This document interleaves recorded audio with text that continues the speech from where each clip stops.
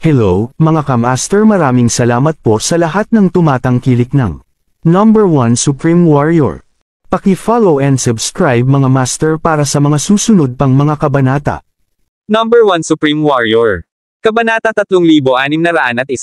Matagal nang kasama ni Rudy si Jack sa paglalakbay ni Jack, at walang mas nakakaalam ng mga talento ni Jack kaysa sa kanya. Sa napakaraming talento at husay, nasa 20% na compatibility lang si Jack. Hindi iyon matanggap ni Rudy. Masyadong absurd ang pakiramdam. Paano naging posible iyon? Ito ay hindi akalain. Ang pagkakaroon ng mababang compatibility sa mga batas ay nangangahulugan na magiging napakahirap para kay Jack na makabisado ang mga katangian habang siya ay nagsasanay. Iyon ay dahil ang mga katangian ay mga subset ng mga batas. Dahil mahirap unawain ang mga katangian, nangangahulugan ito na hindi na makakagamit si Jack ng mga high-level na diskarte. Natural na kahihinatnan iyon. Gayunpaman, ang mga kasanayan na ginamit ni Jack ay mas malaki kaysa sa maisip ng sinumang ordinaryong tao. Kung hindi na niya maaabot ang kanyang taas. Walang sino man ang nagawang talunin si Jack. Napalunok si Rudy at hindi makapaniwala, malamang nasira ang bato. Hindi tumpak ang mga resulta. Hindi sila pwede. Nang marinig iyon ng lahat ng tao sa paligid niya, nagtawanan ang lahat. Tutal, wala silang alam tungkol kay Jack at pakiramdam ni Rudy ay tumangging tanggapin ang katotohanan. Ang mga batong iyon ay nilikha kasama ng Whirling World, at kung may mali sa mga bato, nangangahulugan ito na may mali sa lumikha. Paano naging posible iyon? Sa sandaling iyon, malamig na sinabi ni Octavius, huwag mo nang sayangin ang oras ng lahat. Kung oras mo na, magmadali at magpasuri. Ano ang silbi ng sabihin ang lahat ng iyon? Mahilig ka bang mag-aksaya ng oras? Ang mga salita ni Octavius ay binigkas sa layuning maput ang lahat kina Jack at Rudy. Napaawang ang labi ni Rudy nang lumingon siya at tinitigan ng masama si Octavius. Ngumisi si Octavius bago niya itinaas ang kanyang ulo at sinabing, ano? Hindi ka ba masaya? Hindi ba ako tama? Hindi mo ba sinasayang ang oras ng lahat?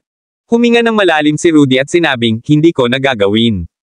Ibinigay ni Rudy ang kanyang pwesto sa taong nasa likuran niya. Nandyan lang naman siya para masaya. Pagkatapos ng lahat, hindi siya sapat na talento upang maging karapat-dapat sa anumang pansin. Hindi siya makakakuha ng anumang disenteng resulta. Kung ang lahat ng kaguluhan ay hindi nangyari, ang kanyang mga resulta ay siya lamang ang nagbibigay kasiyahan sa kanyang kuryosidad. Sa kasamaang palad, maraming tao ang nakatingin sa kanila sa sandaling iyon. Kung ang kanyang mga resulta ay masama, sila ay kutsain sa iba't ibang paraan, na maaari ring mag-drag pababa kay Jack. Dahil iyon ang kaso, nagpasya siyang huwag magpasuri. Tumawa si Octavius. Mukhang sa wakas ay napagtanto mo kung anong uri ka ng verman. Hindi mo naman gustong ipahiya ang sarili mo sa harap namin, di ba? Tumawa rin sina Case at Jimmy na nasa likod nila. Napakaganda ng relasyon nilang tatlo sa isa't isa. Tahimik lang noon si Jimmy, hindi dahil mabait siyang tao, kundi dahil naghihintay lang siya ng tamang panahon. Gusto sana niyang ipagpatuloy ang sinasabi ni Octavius para lalong sumama si Jack, pero may sinabi si Jack sa halip.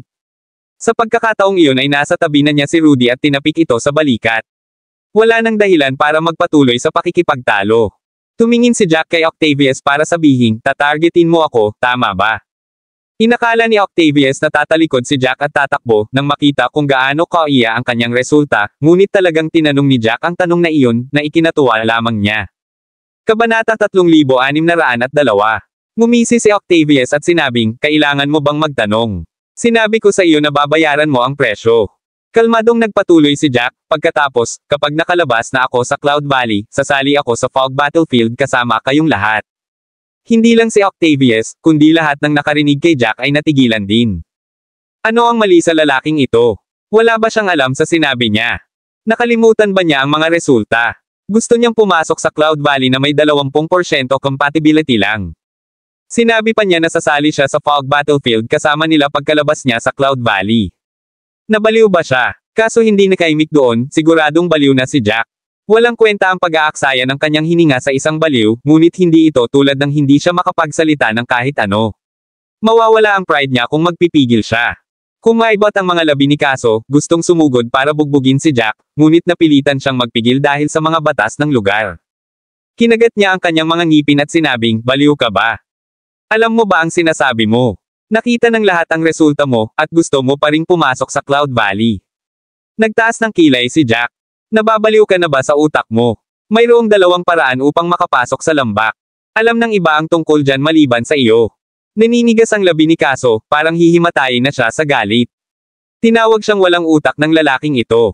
Siyempre alam niyang may dalawang paraan para makuha ang Valley Entrance Pass. Kung ang isa ay hindi sapat na tugma, maaari nilang subukang dumaan sa Killing Illusion Array at kailangang pumasa sa 6 na yugto para sa pass. 20% lang ang compatibility ng lalaking ito, pero gusto pa rin niyang subukan ang kanyang kapalaran sa Killing Illusion Array. Kaso ayaw maniwala na magtatagumpay ang lalaking iyon. Hindi man lang niya inisip iyon, pero ginamit talaga iyon ng lalaki laban sa kanya, sa sobrang galit niya. Humihingal siya habang tinitingnan si Jack ng masinsinan. Gusto niyang sibakin si Jack. Kinagat ni Case ang kanyang mga ngipin at sinabing, 20% lang ang compatibility mo, at sinusubukan mong matapang ang Killing Illusion Array. Confident ka naman talaga sa sarili mo, diba? With that bit of compatibility, kitang-kita kung gaano ka kaina. Kahit na ang pag-abot sa Cloud City ay limitasyon mo na, at sinusubukan mo pa ring harapin ang mga hamon. Just be honest, galit ka ba? Tumaas ang isang kilay ni Jack, walang emosyon ang mukha. Para bang walang makakaapekto sa kanya ang sinabi ni Case. Biglang ngumiti si Jack at sinabing, alam kong hindi ka maniniwala sa akin, pero ayos lang. Basta pangako mo sa akin na hindi magbabago ang isip mo, pwede mong isipin kung ano man ang gusto mo. Napaawang ang labi ni Kaso, nakatingin kay Jack na parang may sakit. Si Octavius at Jimmy ay ganoon din. Ang lahat ay tumingin kay Jack na hindi makapaniwala, pakiramdam na siya ay psychotic. May bamulong, nabaliw ba ang lalaking ito? Mukhang sigurado siyang makapasok siya sa Cloud Valley. Gusto pa niyang pumunta sa Fog Battlefield kasama ang mga taong iyon. Hindi niya yata alam kung ano ang Fog Battlefield. Paano pa siya magiging ganito kabastos? Gusto ba niyang mamatay ng ganoon kalala, o masyado lang siyang kumpiyansa? Natawa ang katabi niya at sinabing, I can assure you, alam niya talaga ang rules ng Fog Battlefield. Ang sino mang nakarating sa Cloud City ng mag-isa ay makakatanggap ng impormasyon tungkol sa lungsod. Kabanata 3603. Alam ng lahat ang iba't ibang panuntunan ng Cloud City. Tingnan mo na lang kung gaano siya ka-arrogant. Marahil ay hindi niya iniisip na ang Fog Battlefield ay mapanganib sa lahat. Nalilito lang yata siya. Wala siyang bulag na kumpiyansa, masyado lang siyang nagyayabang at ayaw umamin na mali siya. Pagkasabi niya nun, tumango ang maraming tao sa paligid ng lalaki bilang pagsang-ayon. Pakiramdam nila ay alam ni Jack ang kanyang lugar ngunit matigas ang ulo na aminin ito dahil sa kanyang pagmamataas. Sa huli, hindi sila pinayagang mag-away ng walang dahilan doon. Gaano man kagalit ang kabilang partido, ang tanging magagawa nila ay magsabi ng ilang salita. Na-offend na rin sila ni Jack, kaya baka sabihin pa niya at hindi na ito magbabago. Kaso mas lalo lang siyang madidismaya sa pakikipagtalo kay Jack, pero ayaw pa rin niyang pabayaan ito. Kaso naikuyong niya ang kanyang mga kamao. Tandaan mo ang sinabi mo. Fine, panghawakan kita sa iyong salita. Kung may kakayahan kang makapasok sa Cloud Valley. Pagkatapos niyang sabihin iyon ay napatigil siya. Kumaibot ang mga labi niya na para bang nahihiyang sabihin pa ang mga sinasabi niya. Gayunpaman, pinilit niyang magpatuloy, paglabas mo sa Cloud Valley, hihintayin kita sa pasukan. Lahat ng tao dito ay maaaring maging aming saksi. Pagkatapos, makikibahagi tayo sa Fog Battlefield. Depende sa kakayahan mo kung makakaligtas ka. Pagkatapos ay itinulak ni Kaso ang kasunod na nakapila, na pinutol sa dalawa niyang kapwa-alagad. Nanigas ang taong itinulak palayo, halatang namumula ang kanyang mukha sa sama ng loob ngunit nagpas siyang huwag ng kumilos. Kung tutuusin, wala siyang lakas ng loob ni Jack na harapin ang namamaga na kontinente. Kaso mabilis na sumampa sa bato.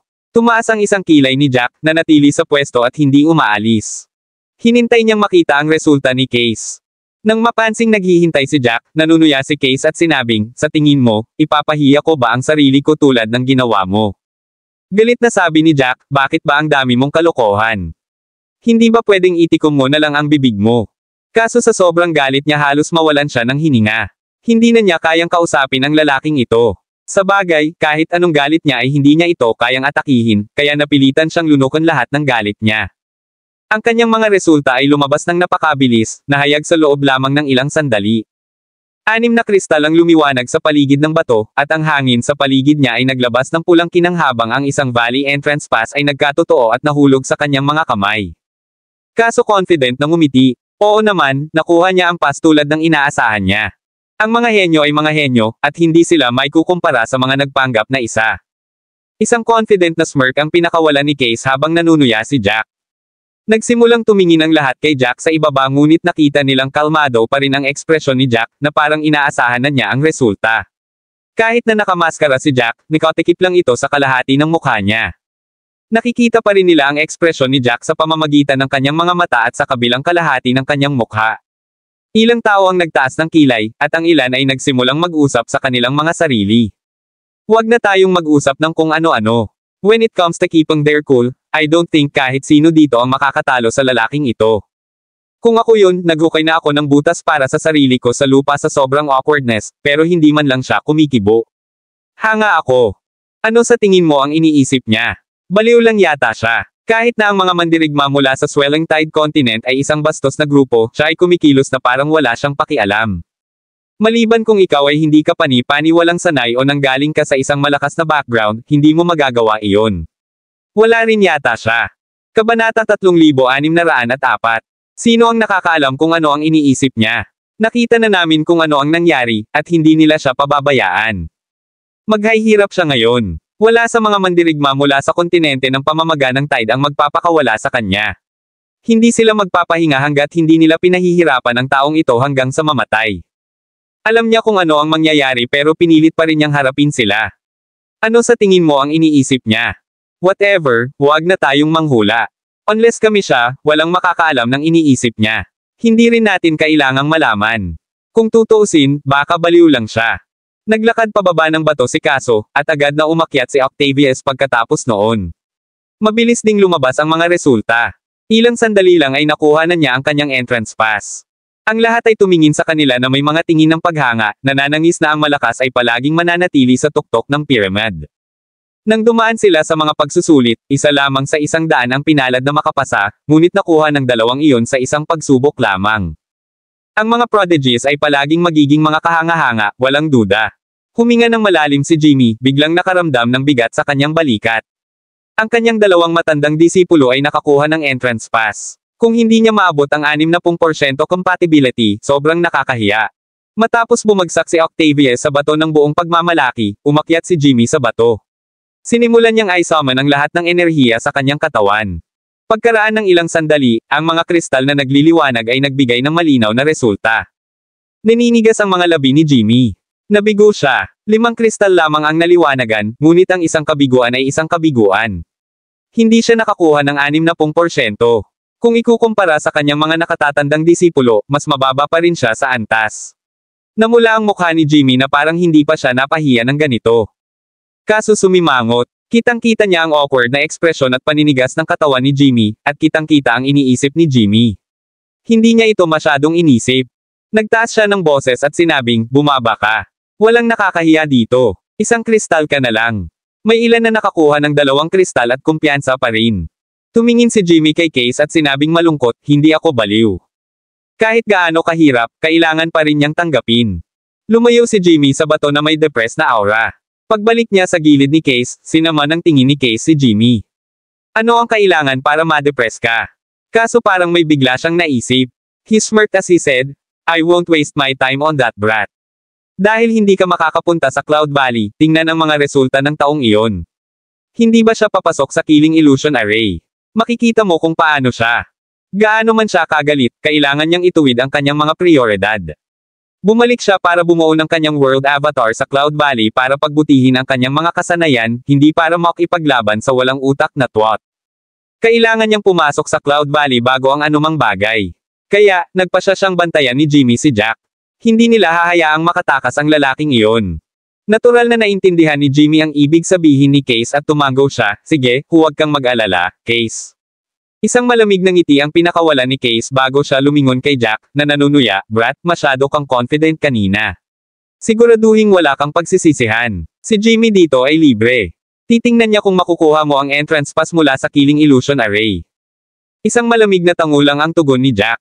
Kaso nanigas. Sa tuwing kausap niya si Jack, para siyang nakikipag-usap sa pader. Walang reaksyon si Jack, at ang nauwi sa pagkadismaya ay ang kanyang sarili. Kabanata 3605. Napaawang ang labi ni Kaso. Nagpasya siyang tumalikod, at tinignan si Octavius. Tumango si Octavius, at kinuha nilang 2 ang kanilang mga entrance pass at pumasok sa Cloud Valley. Si Jimmy na lang ang naiwan, nakaharap kay Jack. Napatingin ang lahat sa kanila, natutuwa. Sa pagtingin sa 3 lalaki, naramdaman ng ilang tao na binaril ni Jack ang kanyang paa. Tiyak na hindi inaasahan ng lalaki na may mananatili at magbabantay sa kanya. Sa totoo lang, hindi man lang naisip ni Jack ang tungkol doon. Dahil may nakatingin sa kanya, papayag na lang siya. Ito ay hindi mahirap, gayon pa man. Mahinahong sinabi ni Jack, pwede mo akong sundan kung gusto mo, pero huwag kang magsalita ng walang kaparerekon. Wala akong oras na sayangin ka. Pagkasabi nun ay umalis na si Jack nang hindi lumilingon. Nasa kabilang panig ang Killing Illusion Array. Kung maibot ang mga labi ni Jimmy, gustong kutsain si Jack, ngunit ayaw niyang mairita sa proseso. Kaya, nilunok niya ang kanyang mga salita at sumunod sa likuran, patungo sa Killing Illusion Array. Sa sandaling iyon, nagsimulang maging interesado ang lahat. Ang ilang mga tao ay hindi na nag-abala pang pumila, na nagpasya na sundan sila upang panoorin kung ano ang nangyari. Kung tutuusin, naging confident si Jack na para bang lahat ng sinabi niya ay mangyayari. Ilang tao ang gustong makita kung ano ang mangyayari kay Jack, at gustong masaksihan kung gaano karaming yugto ang kaya niyang lampasan sa Killing Illusion Array. Sinundan ng ilang tao si Jack at ang iba pa sa punto na, sa huli, naging malaking pagtitipon ng mga tao. Nagtipon silang lahat kung nasaan ang Killing Illusion Array. Ang Killing Illusion Array ay nasa isang malaking pabilog na plaza na may maliwanag na ilaw. Napakalawak ng plaza, at may dagat ng mga tao doon. Ang buong plaza ay may hindi mabilang na ilusyon ng mga bato sa paligid nila. Ang sino mang gustong pumasa ay kailangang maglagay ng 5 milyong spirit crystal o katumbas na halaga ng purple gold sa mga batong iyon para ma-activate ang Killing Illusion Array. Pagkatapos, ang taong dumaan sa pagsusulit ay kailangang umupo sa ilusyon na bato sa pag-activate upang dumaan sa pagsusulit. Hindi nila kailangang sumailalim sa mga pagsubok sa pisikal, syempre. Ang illusory na bato ay bubuo ng eksaktong clone ng tao, na magpapadala sa tao sa Killing Illusion Array para dumaan sa pagsubok. Gaano man kalaki ang pinsalang natamo ng isang tao sa ilusyon, ang kanilang aktwal na katawan ay hindi masasaktan. Sinabi ni Jack kay Rudy ang lahat ng tungkol sa mga patakarang iyon sa daan. Bilang subordinate ni Jack, hindi natanggap ni Rudy ang lahat ng rules nang pumasok siya sa Cloud City. Sa wakas ay naunawaan ni Rudy kung ano ang Killing Illusion Array. Ngumiti siya at sinabing, hindi masama iyon. Makakatipid ito ng oras, pagsisikap, at problema. Kahit na masugitan ka dyan, hindi magiging masama. Saglit na natuwa si Rudy bago niya inis na tumingin kay Jimmy sa likuran nila. Kahit na walang lakas ng loob si Jimmy na gawin sa kanila, para siyang langaw sa dingding na iniinis siya sa kanyang presensya lamang. Nakatingin lang sa lalaki ay naiisip niya kung paano siya pinahiya ng tatlo ni Jack. Sabi ni Rudy, dapat maging masaya sila na hindi tayo makakalaban dito, o hindi mo sila bibitawan ng madali. Ngumiti si Jack at sinabing, mabuti naman. Hanggat tumutupad sila sa kanilang salita, babayaran nila ang presyo. Tiningala ni Rudy si Jack ng seryoso. Jack, hindi ako nagdadrama doon. Dapat basagin ang batong iyon. Alam na alam niya kung gaano kalakas si Jack. Tumanggi siyang maniwala na napakalakas ni Jack na may lamang 20% compatibility. Kabanata 3606. Sa sandaling nakita ni Rudy ang dalawang kristal lamang na nakasindi sa bato, natigilan siya. Hindi siya makapaniwala sa kanyang nakikita. Pagkatapos ng lahat, ang kanyang mga karanasan ay higit na nakakumbinsi kaysa sa anupaman, kaya nahirapan siyang tanggapin ang mga resulta na ipinakita ng bato. Gayunpaman, lahat ay may punto. Ang lumikha ng bato ay ang parehong tao na lumikha ng Whirling World. Kahit na ang lahat ng naroon ay mali, hindi maaaring maging ang sinaunang bayani na iyon. Kung hindi, hinding-hindi niya magagawa ang Whirling World. Ang mundo ay nakapag-host din ng hindi mabilang na mga mandirigma. Nagpatuloy ang magkasalungat na damdaming iyon sa buong panahon na naging sanhi ng pag-iisip ni Rudy. Hindi niya alam kung paniniwalaan o hindi ang bato. Gayunpaman, ang kanyang mga nakaraang karanasan ay nagsabi sa kanya na ang mga resulta ni Jack ay hindi maaaring maging masama. Mayroong 9 na mga kristal sa bato, at si Jack ay masisindi man lang ang 8 sa mga kristal na iyon. Iyon lang ang magpapakita ng kakayahan ni Jack. Ngumiti si Jack, mahinahong sinabi, hindi mali ang bato. Mayroon akong 20% compatibility. Naninigas ang mga labi ni Rudy, hindi alam ang sasabihin. Kahit inamin na mismo ni Jack, nagdududa pa rin siya. Naku, nasa harap niya ang katotohanan at walang nakipagtalo si Jack, kaya siya rin, ay walang dapat pabulaanan. Huminga siya ng malalim at walang magawa, pero makapangyarihan ka. Kahit na ang pinakamalakas na mandirigma mula sa ikalawang baitang mga mundo ay tumayo sa harap mo, hindi pa rin siya makakapantay sa iyo. Kahit si Case ay kayang sindihan ang 6 sa mga kristal na iyon, kaya walang paraan na hindi mo magagawa. Dala ng mga salita ni Rudy ang lahat ng kanyang hinala. Tumango si Jack. Sa totoo lang, hindi nagkamali si Rudy. Gayunpaman, napakaraming sikreto niya talaga at naabot lang niya ang kanyang taas dahil sa mga sikretong iyon. Hindi niya kailangan ng talento.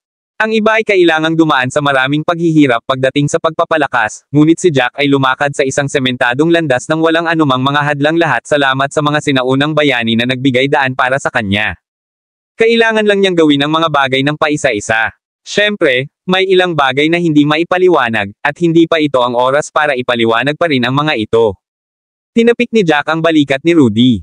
Ipapaliwanag ko ang lahat ng iyon sa hinaharap. Napabuntong hininga si Rudy. Kahit na nakaramdam siya ng pagkabigo, hindi ito ang oras para sa anumang mga paliwanag.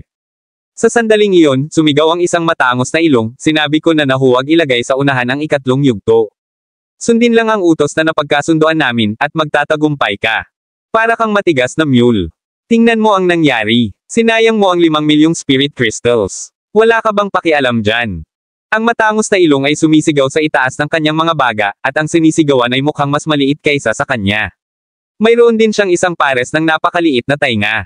Hindi nasisiyahang tumingin ang lalaking may maliit na tainga sa matangos na ilong at sinabing, mali rin ang utos mo.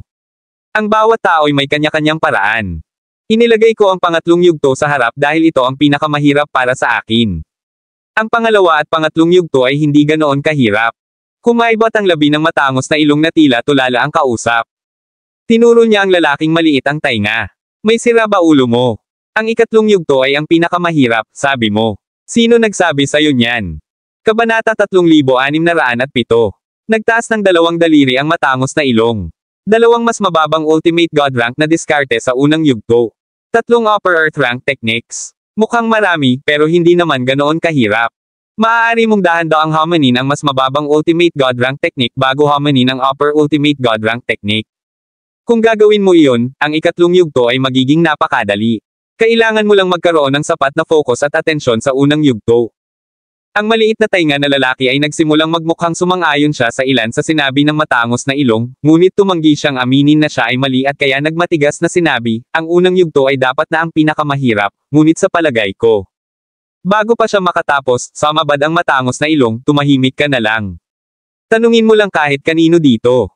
Sino ang nag-iisip na ang unang yugto ay ang pinakamahirap? Bakit ka nakikipagtalo sa akin? Itigil ang pagsisikap na maging matalino. Kahit natalo ka, ayaw mong aminin. Huwag kalimutan, 3 beses ka lang makakasali sa Killing Illusion Array. Sinayang mo na ang 2 pagkakataon, at 1 pagkakataon na lang ang natitira. Kung hindi mo pa rin kaya, then it's just not meant to be. Baka hindi ka na makabuo ng World Avatar. Nang marinig iyon, ang maliit na tainga na lalaki ay nabalisa, hindi matanggap ang sinuman na nagsasabi sa kanya na hindi siya makakakuha ng isang World Avatar. Parang galit na pusa, umungol siya, don't jinx me. Nagawa ko lang iyon pagkatapos mag-isip ng malalim. Sa tingin mo ba wala akong pakialam? Pagkasabi niyon ay namula ang mga mata ng lalaki. Nakatayo doon si Rudy, natulala. Hindi niya naiintindihan ang lahat, kaya tumingin siya kay Jack nang may pagtataka. Napangiti si Jack habang dahan-daang nagpapaliwanag. Ang Killing Illusion Array ay nahati sa 6 na yugto. Ang pagkakasunod-sunod ay maaaring matukoy ng mga humahamon. Maaari nilang piliin ang pinakamahirap na yugto upang magsimula at maaari ding pumili ng pinakamahina upang magpainit para sa mga susunod na hamon. Hanggat mapapasa nila ang lahat ng 6 na yugto, ang Valley Entrance Pass ay kanila na. Ang dalawang iyon ay labis na nagtatalo dahil ang utos ay maaaring matukoy din ang tagumpay ng isa. Pagkatapos ng lahat, sa sandaling magsimula ang mga hamon, hindi sila magkakaroon ng pagkakataong magpahinga. Ang ilang mga challenger na may kumpiyansa sa kanilang tibay ay magsisimula sa pinakamahirap na yugto upang magkaroon sila ng sapat na lakas upang dahan-daang dumaan sa mga natitirang round. Kung nagsimula sila sa pinakamahina at naubos ang kanilang lakas at focus, hindi sila magkakaroon ng sapat na lakas kapag nahaharap sa pinakamahirap na yugto. Kaya, maingat na pipiliin ng bawat isa ang kanilang sariling order pagdating sa mga hamong iyon. Itinaas ni Jack ang 6 na daliri. Ang ika-6 na yugto ay ang pinakamadali at hinihiling sa iyo na pumatay ng 3 ilusyon na nakabisado ang mga diskarte sa ranggo sa itaas na lupa. Ang ika-5 yugto ay isang antas na mas mataas, na kailangan mong patayin ng 5 sa mga ilusyong iyon.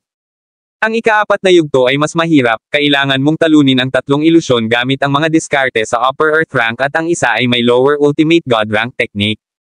Pagkasabi noon ay natigilan si Jack nang mapansin niyang nalaglag ang panga ni Rudy sa gulat. Para kay Rudy, parang napakahirap, at pang-4 na yugto pa lang. Kabanata 3608. Ngumiti si Jack at nagpatuloy, ang pangatlong yugto ay mas mahirap, kailangan mong pumatay ng dalawang ilusyon gamit ang unang yugto ng mas mababang Ultimate God rank na mga diskarte at tatlo na may Upper Earth rank techniques. Pagkatapos ay itinaas niya ang dalawang daliri at sinabing, ang ikalawang yugto ay higit sa 2 beses na mas matigas kaysa sa ika-6. Kailangan mong pumatay ng tatlong ilusyon gamit ang mas mababang Ultimate God rank techniques. Napaawang ang labi ni Rudy. Sa totoo lang, kung isa lang sa kanila, hindi ganoon kataas ang skill ceiling. Pagkatapos ng lahat, karamihan sa mga mandirigma na natipon sa Cloud City ay hindi mahina. Gayunpaman, kailangang harapin ng mga challenger ang tatlong ilusyon na may mas mababang Ultimate God rank na diskarte sa parehong oras. Ang spike ng kahirapan ay masyadong mataas. Novel drama. Marami sa kanila ang nabigo sa ikalawang yugto, lalo pa sa unang yugto. Sabi ni Jack, actually, feeling ko hindi naman kasing hirap yung first stage as I thought. Kailangan lang talunin ng mga humahamon ang dalawang ilusyon na nakuha ang kanilang mas mababang Ultimate God rank na mga diskarte sa ikalawang yugto. Kung maibot ang mga labi ni Rudy na walang magawa, kapag ikaw, hindi naman mahirap, pero iba ang sasabihin ng ibang mandirigma. Maging ang mga nasa itaas na dulo ng hagdan ay mahihirapang kumpletuhin ang lahat ng 6 na yugto. No wonder sobrang nagtatalo ang dalawa.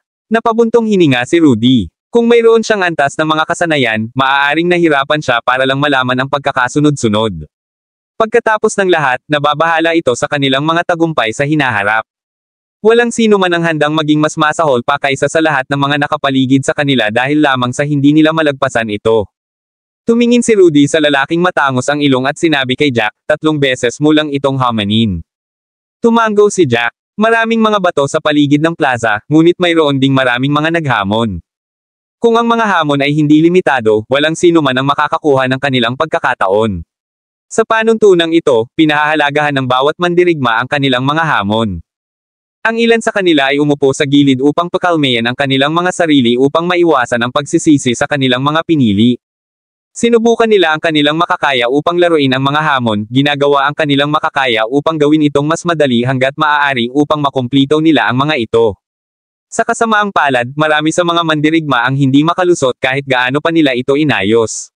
Kung gusto nilang madaling makuha ang Valley Entrance Passes, kailangan nilang magkaroon ng sapat na kasanayan. Marami sa kanila ang sisisihin sa anumang magagawa nila sa halip na kilalanin na sila mismo at ang mga pagkukulang ng kanilang mga kasanayan at pag-iintindi sa kinabukasan ang problema. Ang mga mandirigmang iyon na sumusunod kay Jack ay nagsimulang kuskusin ang kanilang mga kamay, na gustong subukan ito. Pagkatapos ng lahat, mayroon silang 3 pagkakataon. Nasayang man ang isa, meron pa rin silang 2. Sa totoo lang, hindi marami sa kanila ang nadama na makukuha nila ang mga pas mula sa kanilang pagiging tugma. Pagkatapos ng lahat, ang mataas na pagkakatugma ay nangangailangan ng maraming talento. Alam nila sa kanilang sarili kung gaano sila talentado. Marami sa kanila ang umaasa sa Killing Illusion Array, pakiramdam na magagamit nila ang kanilang mga kakayahan at ang kanilang talino upang makuha ang Valley Entrance Pass. Sa kanila, umiling ang isang lalaking nakasuot ng kulay ube na damit at sinabing, lalampas muna ako sa unang yugto. Kung hindi ko man lang kayang ipasa iyon, hindi na ako dapat mag-abala pang sumubok. Ang unang yugto ay ang pinakamahirap, kaya marami sa kanila ang piniling unahin ang unang yugto. Pagkatapos ng lahat, ang kanilang focus at kapangyarihan ay magiging pinakamataas sa kanilang unang pagpasok. Ito ay kapag sila ay nasa kanilang pinakamalakas na magagawa nilang ipakita ang kanilang buong lakas. Kabanata 3609. Kung hindi nila nalampasan ang unang yugto kahit na buong lakas, walang pag-asang makapasa pa rin sila. Umiling ang isang lalaking nakasuot ng puting damit. Tahan na, dapat kang magsimula sa ika-4 na yugto upang bigyan ang iyong sarili ng kumpiyansa. Walang limitasyon sa oras na magagamit mo pa rin sa mga hamon para makabawi ka habang lumalaban ka. Harapin mo lang muna ang mga naunang yugto, at magagamit mo ang iyong kapangyarihan sa unang yugto. Sa ganoong paraan, ang iyong mga pagkakataon para sa tagumpay ay mas mataas. Pagkatapos ng lahat, kung gagawin mo muna ang unang yugto, kakailanganin mo pa ring mag-ingat sa mga susunod na yugto, at hindi mo nais na gumamit ng masyadong maraming totoong enerhiya. Maaaring mukhang nasa buong lakas ka, ngunit talagang nagpipigil ka, at limitado ang mga kakayahan na magagamit mo. Nang sabihin iyon ng taong iyon, tumango ang lahat, pakiramdam niya ay tama siya. Gayunpaman, may ibang tumalon upang pabulaanan siya, tama ka, ngunit hindi ganoon. Kailangan mong pag-isipan ang mga bagay sa kabuuan. Kung ilalagay mo ang unang yugto sa unahan, masusukat mo ang iyong mga kakayahan at makita kung gaano ka malamang na makapasa, o kung gaano kalaki ang pag-asa mo. Ang mga taong iyon ay tinalakay ang mga bagay sa loob ng mahabang panahon, na ang iba ay sumasang-ayon at ang iba ay hindi sumasang-ayon. Ang bawat isa ay may kanya-kanyang pananaw. Pagkatapos ng lahat, walang perpektong pagkakasunod-sunod. Pagkaraan ng mahabang panahon, nagsalita ang isang hindi magiliw na boses, kayong lahat ay hindi gustong vermin. Kung walang sapat na kasanayan, hindi ka makakapasa kahit paano ka dumaan sa mga yugto. Napangisi si Jimmy habang nakatingin sa lahat ng mga mandirigma sa paligid niya. Nang marinig nila ang mga salita ni Jimmy, nakaramdam sila ng galit sa kanilang mga puso, ngunit walang nagsalita. Hindi sila kasing matapang ni Jack at nang ahas na huwag masaktan ang kontinente ng namamaga. Medyo mataas din si Jimmy sa mundong iyon. Siya ay sanay din, kaya hindi ito nagkakahalaga ng pakikipaglaban sa kanya. Higit pa rito, wala silang masabi tungkol sa sinabi ni Jimmy. Ang kasanayan ay ang pinakamahalagang bagay upang maipasa ito. Gaano man kahusay ang pag-aayos ng isang bagay, wala silang pag-asa kung hindi sila sapat na sanay. Tumaas ang isang kilay ni Jack, tahimik na nakatingin sa kanilang lahat. Biglang napalingon si Jimmy kay Jack. Kitang-kita ang lahat ng galit sa kanyang mga mata. Nakalimutan mo na ba yung sinabi mo kanina, brat? Huwag mong pagsisihan ang sinabi mo. Hindi ako papayag na babalikan mo ang iyong salita. Bilisan mo. Huwag mong sayangin ang oras ko. Kahit na hindi siya nakapasa sa compatibility test, hindi ito nangangahulugan na hindi siya makapasok sa Cloud Valley. Iyon ang para sa Killing Illusion Array. Nagtiwala si Jimmy sa kanyang kakayahan. Pakiramdam niya ay napakadali niyang malalampasan. Hiniling ni Kaso na bantayan niya si Jack, pero mas nakatutok siya sa Killing Illusion Array. Kaya nagpasya siyang panoorin ang pagsali ni Jack sa Killing Illusion Array. Sa sandaling napahiya ni Jack ang kanyang sarili, gagawin na ang gawain ni Jimmy. Pagkatapos nito, siya na ang magpapakitang gilas. Napaawang ang labi ni Jack sa sobrang inis. Tama si Rudy, parang langaw lang ang lalaking iyon. Lahat ng sinabi niya ay naiinis kay Jack. Huminga ng malalim si Jack bago siya lumingon para tingnan si Jimmy ng malamig. Pwede bang tumahimik ka? Ako ang magpapasya kapag hinahamon ko ito. Kung gusto mong hamanin ang Killing Illusion Array, hindi kita pipigilan, pero tigilan mo ako sa pagyayakapan. Kabanata 3610. Nakilala ni Jack ang maraming mandirigma mula sa ikalawang baitang mga mundo na may parehong uri ng ugali gaya ni Jimmy. Palagi nilang nais na ipakita kung gaano sila ka-special, at gagawin nila ang kanilang makakaya upang gamitin ang kanilang mga salita upang itulak ang iba pabalik. Panay ang pakikitungo niya sa mga kalokohang ganyan. Hindi niya ito inabala. Napaawang ang labi ni Jimmy habang tinitigan ng masama si Jack. Kinagat niya ang kanyang mga ngipin at tumingin kay Jack. Sige, ipagmalaki mo ang sarili mo. Tingnan natin kung gaano katagal mo kayang panatilihin ang komedya na ito. Kapag nagsimula ka, malalaman ng mga tao na nagyayabang ka lang. Tingnan natin kung may lakas ka pa bang kausapin ako ng ganito pagkatapos. Napangisi si Jack habang nakatingin kay Jimmy ng masama. Kumuha siya ng isang piraso ng purple gold mula sa mustard seed. Hindi ito masyadong malaki, halos kasing laki lang ng kalahating kamao na nagkakahalaga ng 5 milyong spirit crystals. Ang ilusyon na bato na pinakamalapit kay Jack ay walang laman. Dahil ayaw niyang mag-aksaya ng oras, lumapit si Jack, pero sa pagkakataong iyon, narinig niyang nagsalita si Jimmy, mahilig ka lang magyabang, di ba? Naaalala mo pa ba ang sinabi mo? Sinabi mo nang may kumpiyansa na madali mong makukuha ang Valley Entrance Pass at pagkatapos ay lumahok sa Fog Battlefield kasama si Case. Narinig ko lahat yan. Si Jimmy ay sadyang nagtaas ng boses, na nakakuha ng maraming atensyon mula sa mga tao sa kanilang paligid. Hindi pa banggitin, ang Killing Illusion Array ay nagkaroon din ng mataas na antas ng mga eliminasyon. Ang bawat isa na humamon sa hanay ay may tiyak na paggalang dito. Sinadya ni Jimmy ang lahat ng iyon para malaman ng iba na si Jack ay isang mayabang na tanga na marunong lamang magyabang. Kaya, ang ilan sa kanila ay nagsimulang tumingin kay Jack ng mapanokso, tumawa sa kanya na para bang siya ay isang payaso. Ang ilan sa kanila ay sadyang nagtaas ng boses habang nag-uusap. Saan nanggaling ang lalaking ito? Napakaraming tao dito. Ang tanging maglalakas loob na maggarantiya na sila ay makapasa ay ang lahat ng pinakamahusay na mandirigma sa kanilang mundo. Ang lalaking ito ay hindi mukhang kahit sinong kapansin-pansin. Alam ng lahat kung paano magyabang, syempre. Kung tutuusin, mura ang usapan. Ano sa tingin mo ang Killing Illusion Array, brat? Sa tingin mo ba parang bahay mo na madali mong mapupuntahan? Tumigil ka sa pagbibiro, okay. Tumigil ka na sa pagmamayabang. Isang bagay ang kainisan mo ang iyong sarili, ngunit ang iba ay naiinis ka rin.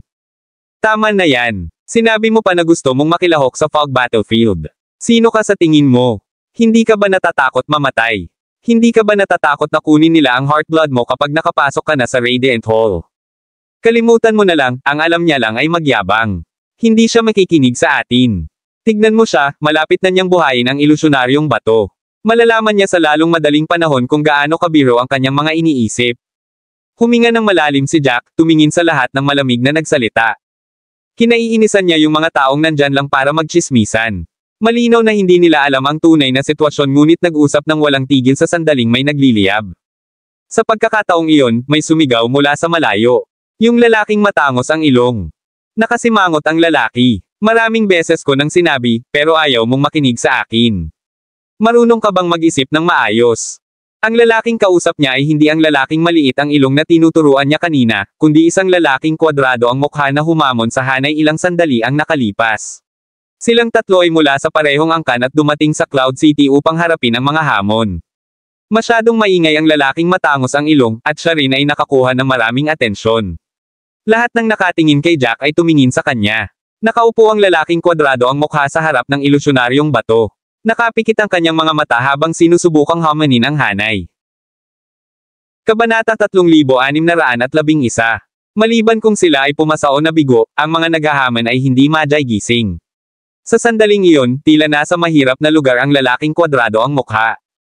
Kahit nakapikit ang kanyang mga mata ay kitang-kita ang kanyang mga eyeballs na patuloy na gumagalaw at ang pawis na namumuo sa kanyang noo. Ang kanyang mga braso ay nasa kanyang mga binti, at ang kanyang mga kamao ay mahigpit na nakakuyom. Mukha siyang hindi kapani-pani walang tense. Nasa pinakamahalagang sandali na siya. Mayroong 6 na kristal sa ilusyon na bato. Kinakatawan nito ang 6 na yugto. Nakikita ng lahat ang sitwasyon mula sa mga kristal sa mga bato. Ang parisukat na mukha na lalaki ay may 3 at 5 bato na naiilawan, habang ang iba ay dimmed. Ibig sabihin, nakapasa lang siya sa 3 at 5 yugto. Kahit na hindi masasaktan ang kanyang katawan, malalaman nila sa kondisyon ng katawan na kinaroroonan niya. Masasabi ng lahat na hindi niya talaga kayang kumapit. Gayunpaman, 2 lang ang naipasan niya sa 6 na yugto. Kung magpapatuloy ito, makakapag-ilaw na lang siya ng isa pang bato bago mabaigo ang lalaking kwadrado. Kaya naman galit na galit ang matangos na ilong. Itinuro niya ang 2 daliri at sinabi sa lalaking maliit ang tainga, napakatagal na at 2 stages lang ang naipasan niya. Sa kanyang mga reserbang enerhiya, makakatagal na lang siya ng isa pang 5 minuto bago siya mabaigo.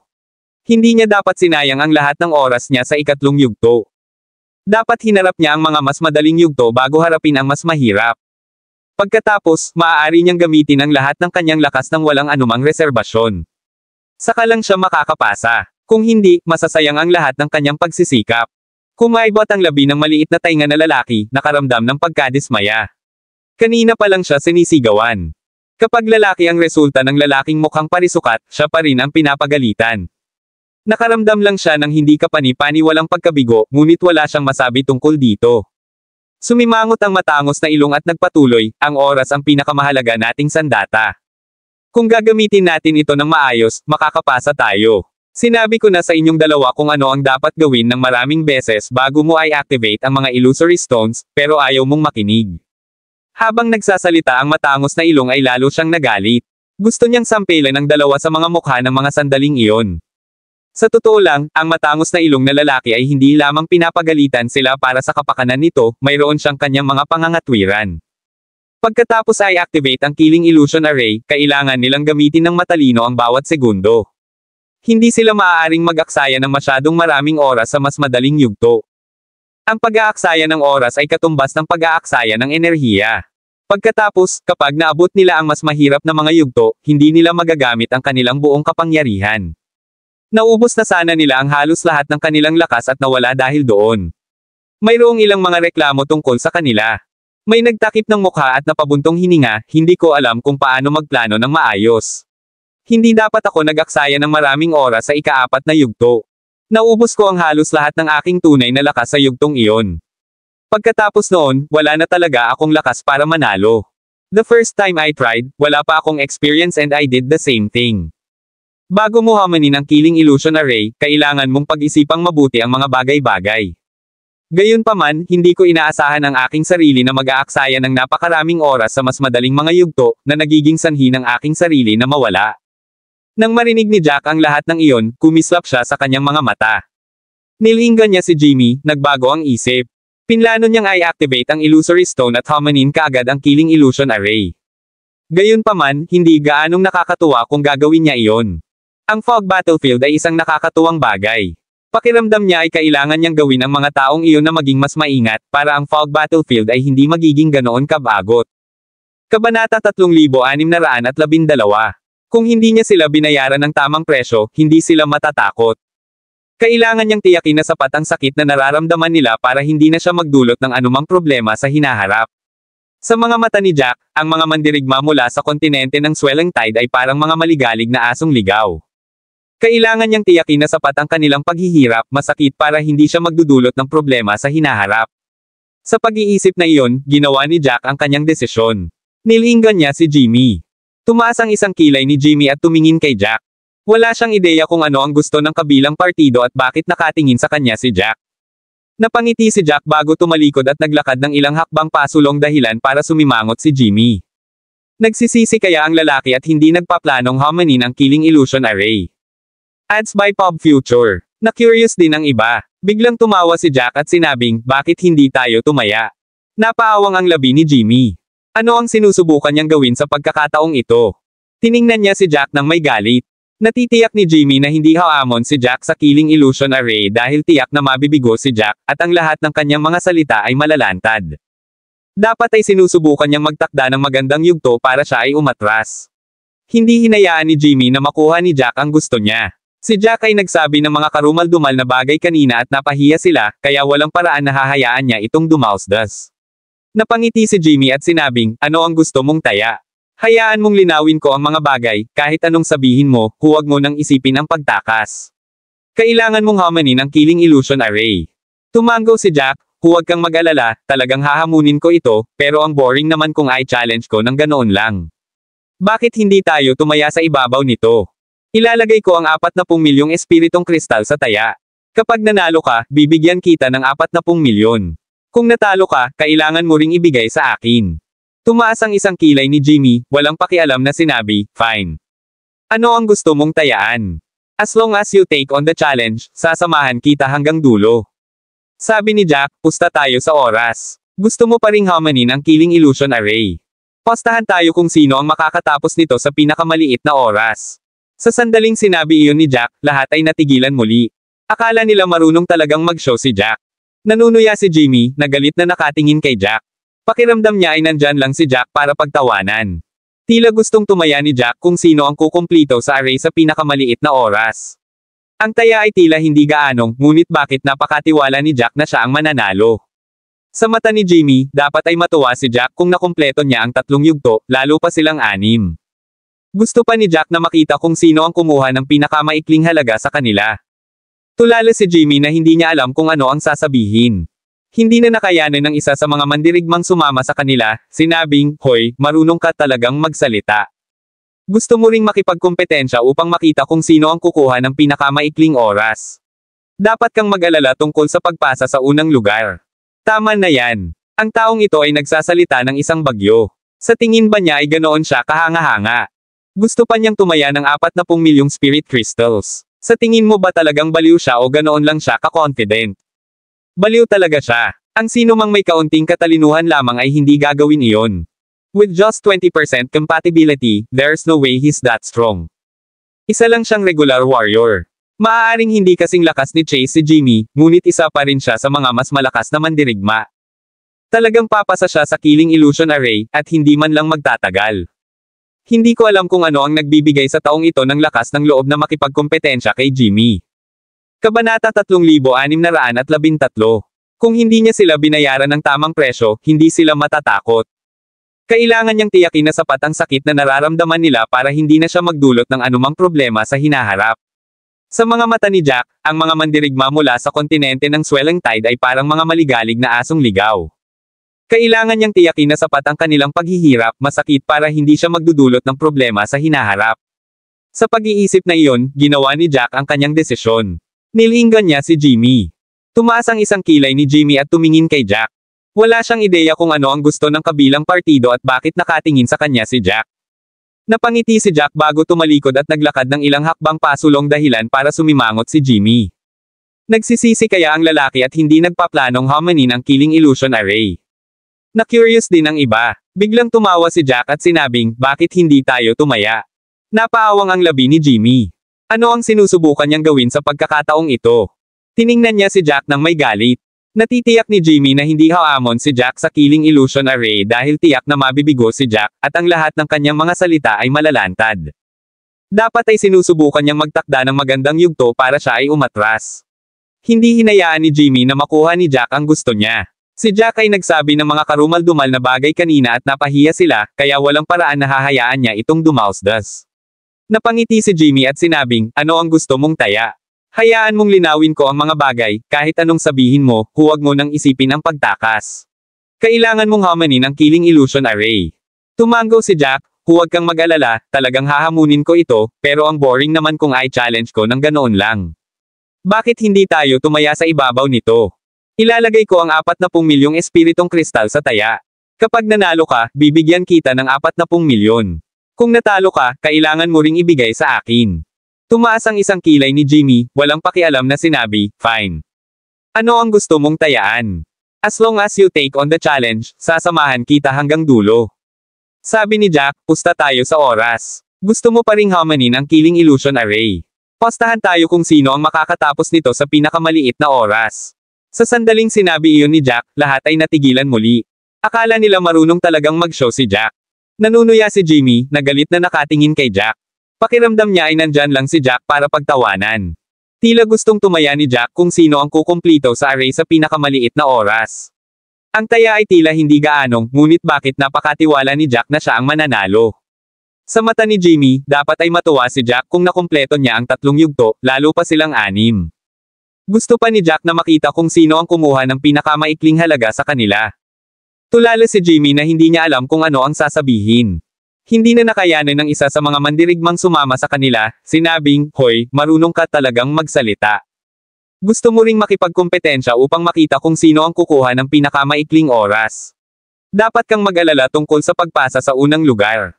Tama na yan. Ang taong ito ay nagsasalita ng isang bagyo. Sa tingin ba niya ay ganoon siya kahanga-hanga? Gusto pa niyang tumaya ng 40 milyong spirit crystals. Sa tingin mo ba talagang baliw siya o ganoon lang siya ka-confident? Baliw talaga siya. Ang sino mang may kaunting katalinuhan lamang ay hindi gagawin iyon. With just 20% compatibility, there's no way he's that strong. Isa lang siyang regular warrior. Maaaring hindi kasing lakas ni Chase si Jimmy, ngunit isa pa rin siya sa mga mas malakas na mandirigma. Talagang papasa siya sa killing illusion array, at hindi man lang magtatagal. Hindi ko alam kung ano ang nagbibigay sa taong ito ng lakas ng loob na makipagkompetensya kay Jimmy. Kabanata 3614. Nilinggan ni Jack ang kausap. Ang taong iyon ay nagmula sa ikalawang baitang mundo at hindi masyadong maganda. Napakalaki ng kanyang bibig. Medyo kinukutya siya ng taong iyon bago ito. Sa tuwing may sasabihin si Jack, ang taong iyon ay magdadagdag ng ilang salita. Pinaikit ni Jack ang kanyang mga mata, naalala ang hitsura ng taong iyon. Kung magkakaroon siya ng pagkakataon, tiyak na sisiguraduhin niyang pagsisisihan ng Big Mouth ang sinabi niya. Lumingon si Jack at tumingin kay Jimmy, hindi kita sinusubukang i-provoke. Iniisip ko lang na baka wala ka pang lakas ng loob na hamanin ako kung mauuna ako. Napasimangot si Jimmy nang marinig niya iyon, hoy, brat, stop trying to talk as if you are some amazing master. Walang magtatanong sa iyo kung wala kang sasabihin. Pwede bang tingnan mo ang sarili mo sa salamin? Kaya mo bang makamit ang anumang mga resulta sa iyong maliit na kakayahan? Hindi ko akalain na makakapasa ka ng 3 yugto, lalo pa ang 6. Hindi na nakapagpigil si Rudy. Nagsimula siyang sumigaw, huwag mo nang tingnan ang iba. Kung sa tingin mo ay mali siya, pagkatapos ay gawin ang kanyang sinabi at gamitin ang iyong mga resulta para manahimik kami. Kung hindi, nagigilty ka lang. Napaawang ang labi ni Jimmy. Kung hindi niya ginawa ang sinabi ng lalaking iyon, kung gayon siya ay nakakaramdam ng pagkakasala. Siya ba ang natakot tumaya? Anong biro? Paano pa nasasabi ng dalawang iyon? Hindi man lang alam ng ibang tao sa paligid nila kung ano ang sasabihin tungkol doon. Nadama nila na ang sitwasyon ay nagiging mas walang katotohanan. Walang nakakaalam kung saan nakuha ng dalawang iyon ang kumpiyansa para sabihin ang lahat ng iyon. Napangisi si Jimmy, whatever. Magiging tanga ako kung patuloy akong nakikipagtalo sa iyo. Dahil gusto ninyong dalawa na makita ang aking mga resulta, pagbibigyan ko kayo ng inyong hiling. Kukunin ko muna ang hamon, ngunit lahat, huwag hayaan silang tumakbo. Kapag nanalo ako, hahatiin ko kayong lahat ng 10 milyon. Naging interesado ang lahat nang marinig nila iyon. Kahit na medyo marami sa kanila ang nagtipon doon, 10 milyon ay hindi maliit na bilang. Ito ay isang magandang maliit na bonus. Marami sa kanila ang garantisadong, huwag kang mag-alala. Ipaubaya sa amin ang lalaking ito. Gustuhin man niyang tumakbo, palibutan natin siya at hindi siya hahayaang umalis hanggat hindi ka lumalabas na may dalang Valley Entrance Pass. Nakahinga si Jimmy nang marinig iyon. Nilinggan niya si Jack ng malamig. Pagkatapos noon, hindi na siya nag-aksaya pa ng oras habang siya ay naglakad patungo sa ilusyon na bato. Dapat si Jack ang nakaupo, pero ayos lang. Hamanin din ito ni Jack sa huli. Gagamitin niya ang kanyang mga kakayahan upang ipakita sa lahat kung gaano kalaki si Jack. Umupo si Jimmy sa harap ng ilusyonaryong bato. Kumuha siya ng isang maliit na piraso ng kulay ube na ginto mula sa singsing na ito at inilagay sa bato. Makulay na liwanag pagkatapos ay sumikat mula sa bato. Pagkatapos noon, dahan-dahang ipinikit ni Jimmy ang kanyang mga mata, at nabuo ang kanyang clone sa array. Kabanata 3615. Ang ilusyon na bato ay naisaaktibo, at lahat ay pinalibutan si Jimmy, pinapanood ang mga kristal sa mga bato. Sa sandaling iyon, wala ni isa sa mga kristal ang nagliliwanag, ngunit alam ng lahat na ang lahat ng mga ito ay sa kalaunan. Ang malaking bibig na lalaki ay humanga, sa tingin mo anong yugto ang una niyang hahamunin? Kahit na wala sa mga yugto ang magiging ganoon kahirap para sa kanya, magagamit natin ito bilang sanggunian. Kung tutuusin, hindi pa rin ito madaling hamon, at kailangan din niyang tumaya sa oras. Pagkasabi niya nun, tumawa siya. Nagtawanan din ang ibang nasa paligid niya. Pagkatapos ng lahat, ang mga mandirigmang iyon na nakakaalam ng buong sitwasyon ay naramdaman na parang si Jack ay kumikilos sa isang ganap na walang katotohanan na paraan. May nagsabi doon, "Hoy, everyone, stop laughing. Kung mananalo ang taong ito, isusulat ko ang pangalan ko pabalik mula ngayon." Wala rin naman siguro talagang pakialam si Jimmy. Hanggat hindi siya tumatakbo, hayaan na natin siya.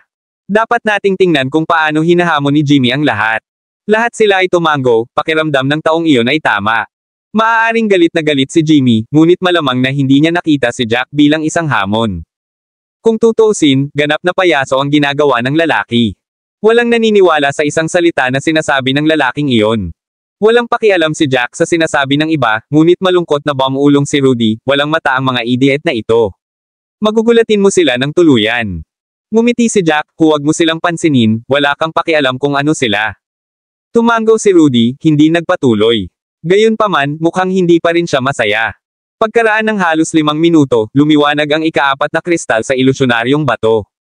Nanlaki ang mata ng lahat, nagbubulungan, kaya pinili niya muna ang pang-4 na yugto. Ang ika-4 na yugto ay hindi madali. Nalampasan niya ito ng napakabilis. Tama na yan. 3 ilusyon na may mga diskarte sa Upper Earth rank at isang ilusyon na may Lower Ultimate God rank technique. Maraming tao ang natigil doon. Hindi ako makapaniwala na inuna niya ang stage na iyon. Halata naman kung gaano siya ka-confident. Hindi man lang siya nag-aksaya ng ganoong oras. Napatingin ang lahat sa ilusyon na bato, sabik, kahit na nakakalimutan si Jack. Nakaupo siya ng matiwasay doon. Pagkatapos ng isa pang 5 minuto, lumiwanag ang pangatlong kristal.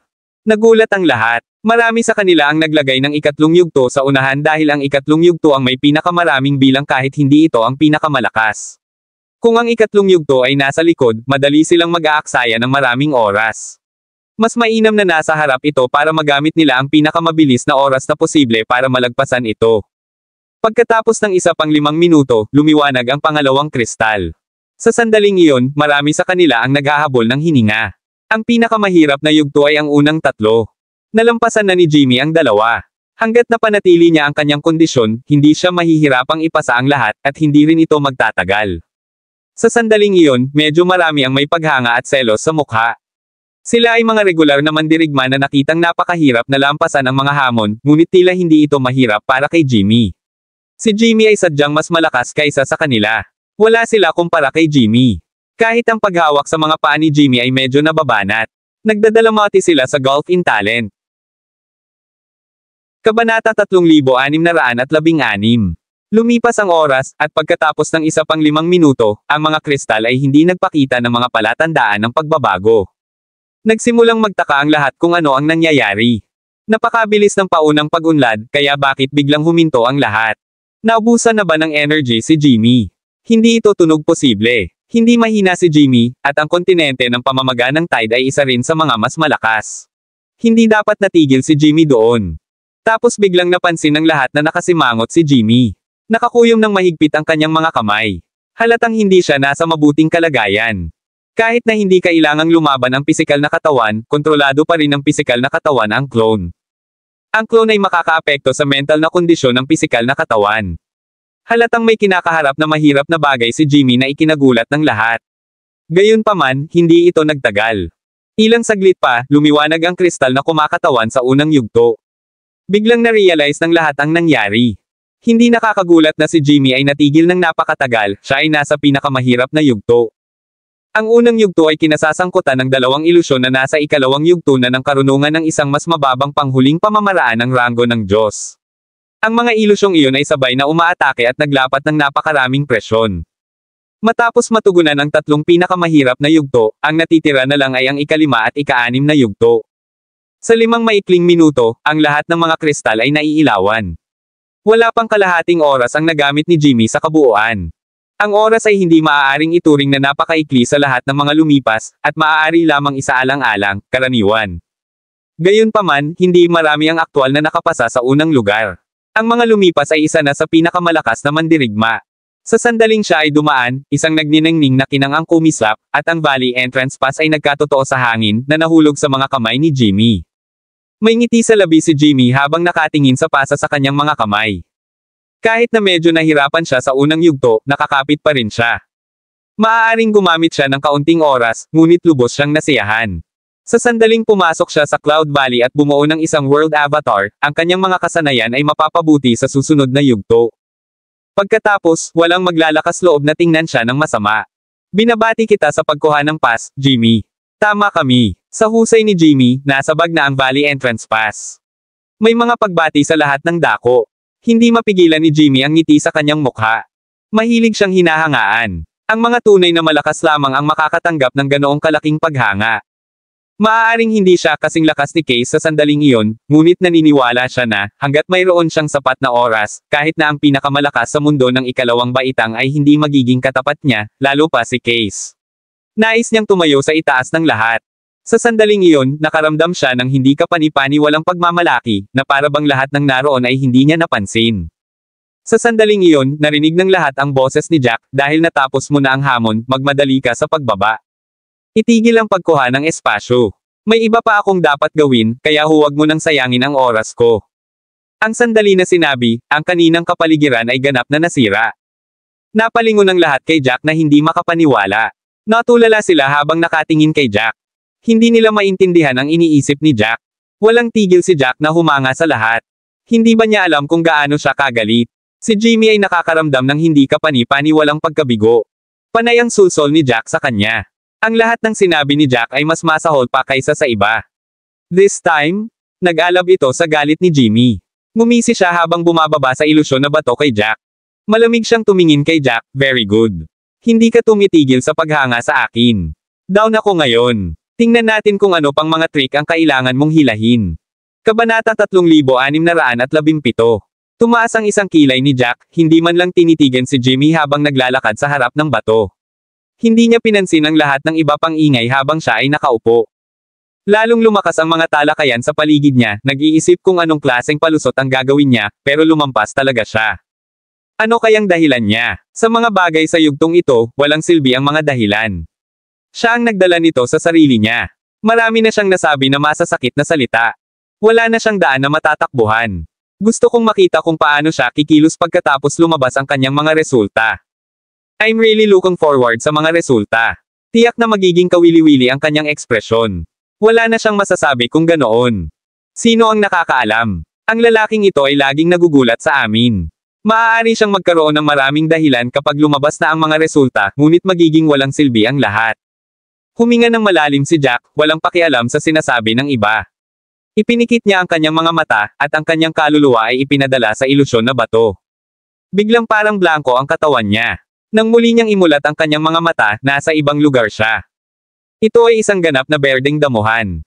Ang espasyo ay patag sa paligid niya. Pagtingin sa ibabaw, ang damo ay umabot hanggang sa abot tanaw.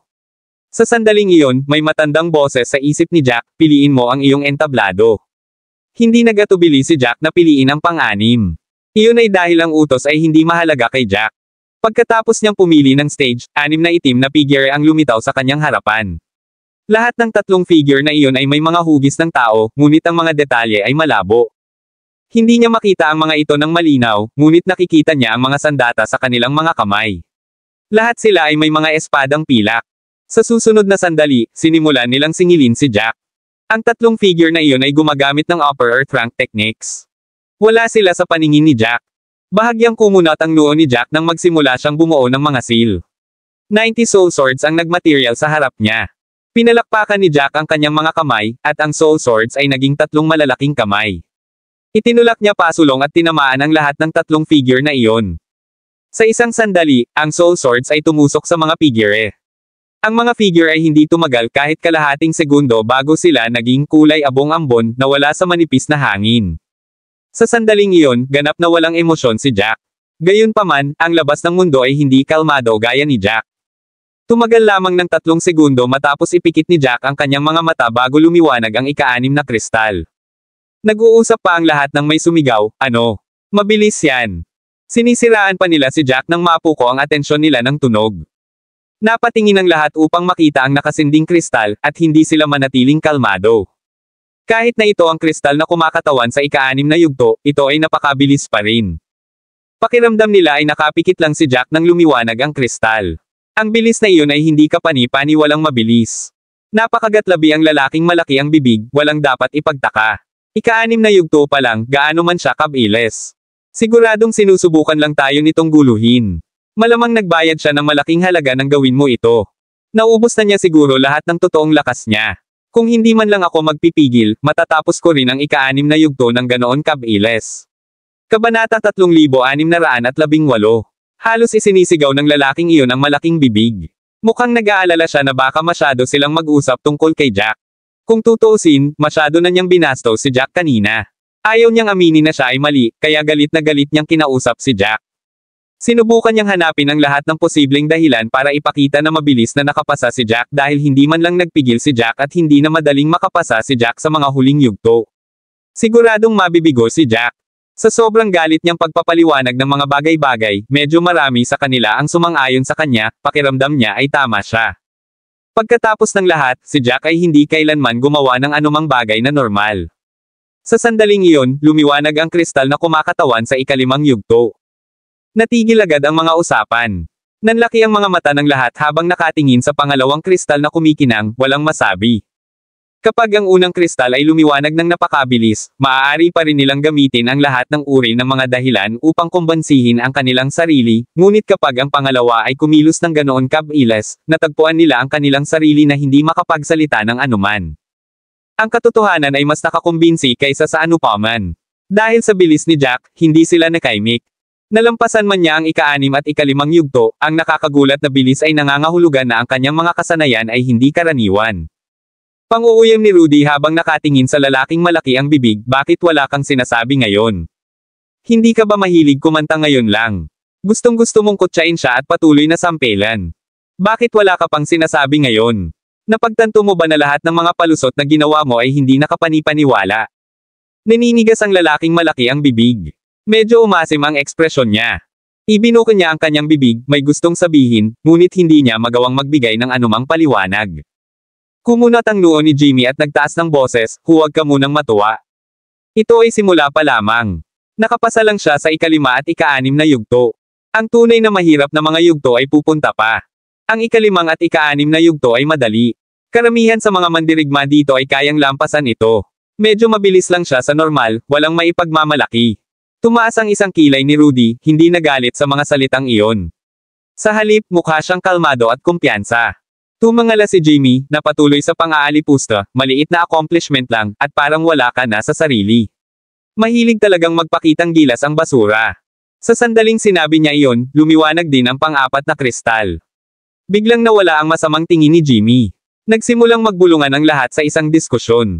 Kapag ito ay ika-6 at ika-5 yugto, lahat ng mga ito ay maaaring gamitin ang kahirapan upang gumawa ng mga dahilan.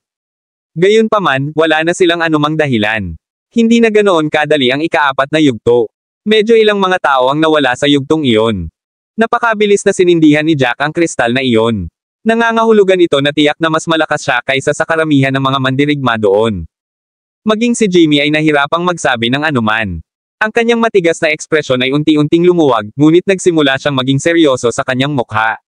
Hindi niya inasahan na medyo may kasanayan ang brat na iyon. Maaaring pang-4 na yugto pa lang ito, ngunit napakabilis pa rin nito. Maging si Jimmy ay hindi rin masabi na makakapasa siya sa ika-4 na yugto ng ganoon kabilis. Napalunok si Jimmy, sa wakas ay natanto ang kalubhaan ng bagay. Hindi nagtagal ang kanyang saloobin nang lumiwanag ang ikatlong kristal. Sa sandaling iyon, ang lahat ay nagsimulang huminga ng mas mabagal dahil sa pagkabigla. Isang ideya ang pumasok sa kanilang isipan. Nagtataka ang lahat kung talagang hindi nagyayabang si Jack. Kabanata 3619. Napakayabang niya kanina hindi dahil may sira ang ulo niya, kundi dahil may kakayahan talaga siyang i-back up ito. Hindi siya nagyayabang kundi nagsasabi ng totoo. Nang naisip nila iyon, nagbago ang ekspresyon ng lahat. May bamulong sa sarili, ano? Maaaring ang lalaking ito ay nagsasalita ng totoo sa buong panahon. Kung siya nga, hindi natin pwedeng maliitin ang taong ito. Kaso baka wala talaga sa paningin niya. Tumango ang lahat dahil doon. Hindi naman kalayuan si Jimmy kaya hindi sila naglakas loob na magsalita ng masama tungkol kay Case. Gayunpaman, walang sino man ang tulala. Naunawaan nila ang ibig sabihin ng lahat. Nagsimulang huminga si Jimmy habang tinitingnan ang ilusyon na bato. Sa sandaling iyon, siya ay ganap na naninigas. Nagkaroon siya ng masalimuot na emosyon, ngunit ginagawa niya ang lahat para kontrolin ang sarili. Hindi niya maihayag ang kanyang iniisip, kung hindi, siya ay tatawanan. Siya clenched his teeth at whispered to himself, "This guy is a potential problem. Hindi ko siya hahayaang mabuhay." Sa sandaling sinabi niya iyon, lumiwanag ang kristal na kumakatawan sa ikalawang yugto. Sa sandaling iyon, medyo natakpan ng mga tao ang kanilang mga bibig habang gulat na sinabi nila, "Ano? Hindi ba ito masyadong baliw? Ang lakas talaga ng lalaking yon. Akala ko nagyayabang lang siya before this, but he really have the skills." Tinatawanan ko pa nga siya kanina. Nakumpleto na niya ang ikalawang yugto sa loob ng maikling panahon. Kung makumpleto niya ang unang yugto sa bilis na iyon, talagang iba siya. Sa mga kasanayang iyon, magiging kahanga-hanga siya kahit saang mundo siya nanggaling. May maskara siya, kaya hindi namin makita ang mukha niya. Kahit medyo sikat siya, hindi namin masabi kung sino siya. Unti-unting napagtanto ng lahat na maaaring hindi itinatago ng maskara ang kanyang pangit na hitsura, ngunit sa halip ay pinipigilan ang sinuman na makilala siya. Ang pinakamahalagang tanong ay lumabas noon. Kung ginagawa niya iyon, bakit ayaw niyang may makakilala sa kanya? Sari-saring mga pag-iisip ang bumungad sa kanilang mga ulo nang magsimula silang manghula ng ligaw. Marami sa kanila ang nagsimulang tumingin kay Rudy. Sa mundong ito, ang lakas ay kapangyarihan at karangalan. Akala nila mahina si Jack noon kaya wala silang pakialam kay Jack. Sa sandaling iyon, sa wakas ay napagtanto nilang malakas si Jack. Hindi na sila nang ahas na pag-usapan ang mga bagay ng walang takot. Kahit may sasabihin sila ay bulungan sila para hindi marinig ni Rudy. Namula ang mukha ni Rudy dahil sa panghahamak. Lahat ng mga lalaking iyon ay mahilig lang mangapi sa mahihina. Gaya nga ng sinabi ni Jack, wala nang pakialam kung paano sila kumikilos. Kahit gaano pa niya sabihin, ang mga kasanayan ay ang pinakamahusay na paraan ng patunay. Sa sandaling iyon, lumiwanag ang huling kristal, at dahan-daang binuksan ni Jack ang kanyang mga mata. Kabanata 3620. Isang makulay na liwanag ang namuo sa itaas niya habang ang valley entrance pass ay bumaba at dahan-daang nahulog sa palad ni Jack. Malamig sa pagpindot ang pass, at naramdaman ni Jack ang walang katapusang enerhiya na nagmumula rito. Ngumisi si Jack, na nagpakita ng ngiti. Ang 6 na yugto ay hindi kapani-pani walang simple kay Jack. Kahit na ang pinakamahirap na yugto ay 2 kalaban lamang na may mga discarding mas mababang ultimate god rank. Gumamit siya ng storm god rank technique. Ito ay mas malakas kaysa sa kanila. Ang mga kalaban na iyon ay parang papel lamang sa kanyang harapan, hindi naman problema para sa kanya. Napatingin si Jack sa lahat. Sa sandaling iyon, lahat sila ay may mga kagiliw-giliw na ekspresyon sa kanilang mga mukha. Hindi na sila tumingin sa kanya na parang tulala at sa halip ay puno ng respeto at takot. Medyo nag-iwas pa ng tingin ang ilang tao. Yung lalaking malaki ang bibig kanina ay parang asong binugbog lang. Nagtago siya sa likod at natatakot na magpakita ng sarili. Mula sa ika-6 na yugto hanggang sa una, wala pang 5 minuto si Jack. Para sa iba, maaaring hindi sapat ang 5 minuto para sa isang yugto. Si Jack ay naging isang ganap na clown sa kanilang mga mata, ngunit siya ay naging isang alas bigla. Napangisi si Jack habang dahan-daang bumaba sa bato. Wala siyang pakialam sa iniisip ng mga taong iyon. Sayang ang oras niya. Gayunpaman, hindi niya basta-basta pababayaan. Tiningnan ni Jack ang malaking bibig na lalaki sa likod ng lahat, at sinabi niya sa mahinang boses, huwag mong isipin na ligtas ka dahil lang sa nagtatago ka sa likod ng lahat. Hindi ba ang sarap mong kausap ngayon? Sabi mo hindi ko alam ang lugar ko na gustong makipagkompetensya kay Jimmy. Naaalala mo pa ba ang iyong mga salita? Ang mga salita ng isang lalaki ay nagkakahalaga ng lahat. Kung kaya mo, bakit hindi mo ulitin lahat ng sinabi mo? Nanginginig sa takot ang lalaking malaki ang bibig, hindi man lang naglakas loob na huminga. Hindi man lang siya naglakas loob na alalahanin ang lahat ng sinabi niya kanina. Kahit sinong pumasa ay mas malakas na kaysa sa kanya, lalo pa ang isang taong dumaan sa napakabilis na bilis. Para bang hindi mahirap ang 6 na yugtong iyon. Ipinakita nito kung gaano kalakas si Jack. Nagsimula pa siyang magtaka kung matatalo ba siya ni Jack sa isang kamay lang. Ang pagkakasala sa isang taong kasing lakas niyan ay talagang isang kakilakilabot na desisyon. Nagsisimula na siyang magsisi ng husto. Hindi dapat siya masyadong makati sa mga sinabi niya. Kumaibot ang mga labi niya habang dahan-daang tumangala na may apologetic smile, "Sir, I had such foul behavior kanina. Isipin mo na lang akong walang tao at hayaan mo na ako. Hindi ko naman talaga sinasadyang masaktan ka. Bulag lang ako, at hindi ko alam na ganoon ka kalakas." Nagsisimula ng mamula ang mga mata ng lalaking malaki ang bibig sa takot. Nag-aalala siya na si Jack ay magsisimulang puntiryahin siya. Kahit na ang Cloud City ay wala sa isang lugar na maaari mong pumatay nang hindi inabandona, walang paraan na magagawa niya magtago magpakailanman, hindi kailanman sasagutin ang anumang mga hamon. Sa sandaling gawin niya, siya ay nasa panganib. Masyadong madali para sa isang taong ganoon kalakas na puntiryahin siya.